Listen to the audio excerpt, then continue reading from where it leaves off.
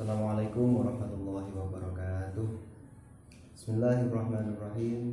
Allahumma salli ala sayyidina Muhammad wa sallim. Allahumma salli ala Muhammad wa sallim.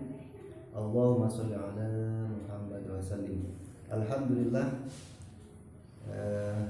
adik-adikku, siswa dan siswi Madrasah Sanawiyah dan juga SMK Sunan Ampel yang masih semangat menjalankan ibadah puasa.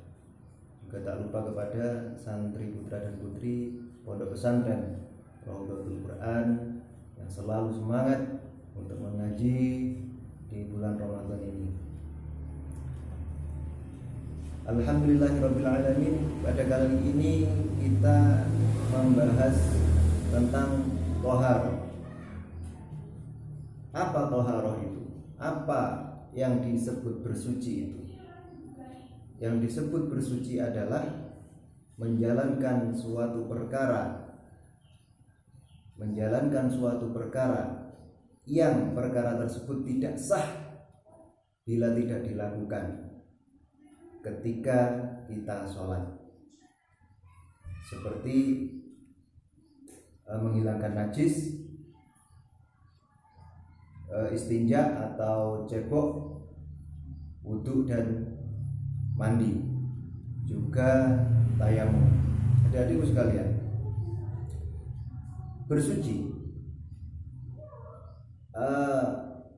pada garis besarnya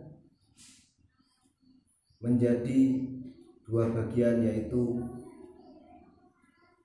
wudhu dan mandi.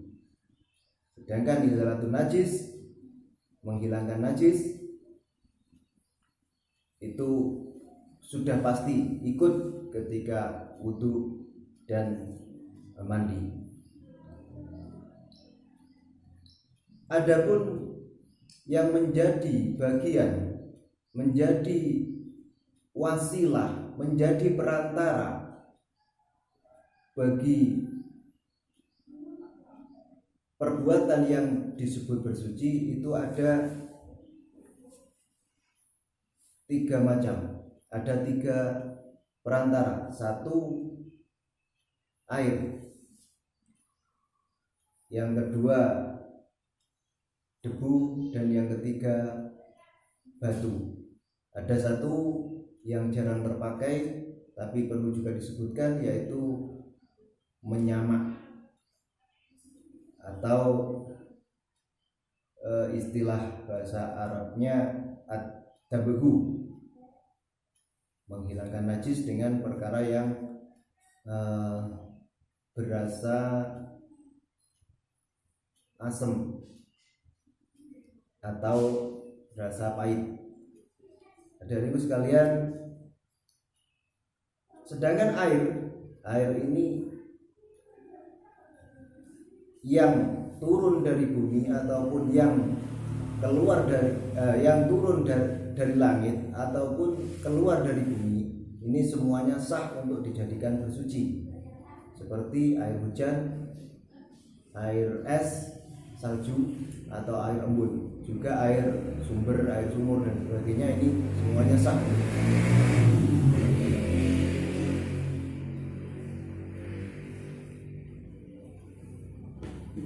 Sedangkan wudhu sendiri, kita harus tahu pertama-tama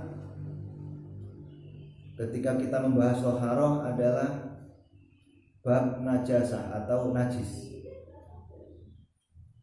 Najis itu apa saja? Banyak macamnya, diantaranya adalah darah, kotoran hewan, kotoran manusia, terus ada bangkai. Bangkai ini semuanya juga najis. Setelah kita menghilangkan najis, maka kita bisa melakukan wudhu ataupun bersuci yang lainnya. Yang pertama-tama adalah menghilangkan najisnya. Adik-adikku sekalian, ketika kita membahas wudhu, maka di situ ada furudul wudu atau kewajiban-kewajiban wudu yang ada 6. Pertama yaitu niat. Yang pertama niat, yang kedua membasuh wajah. Yang ketiga membasuh kedua tangan sampai siku-siku.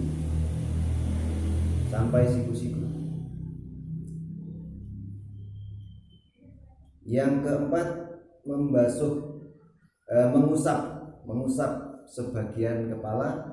Yang kelima membasuh kedua kaki bersertaan dengan kedua mata kaki.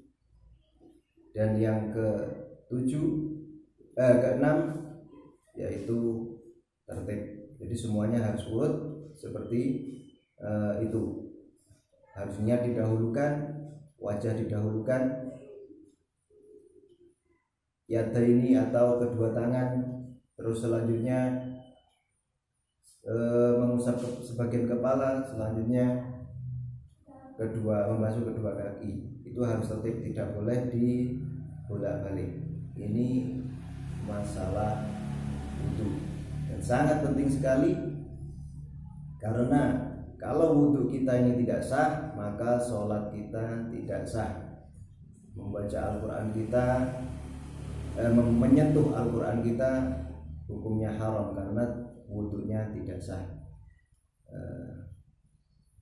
Untuk pertemuan kali ini saya cukupkan sekian.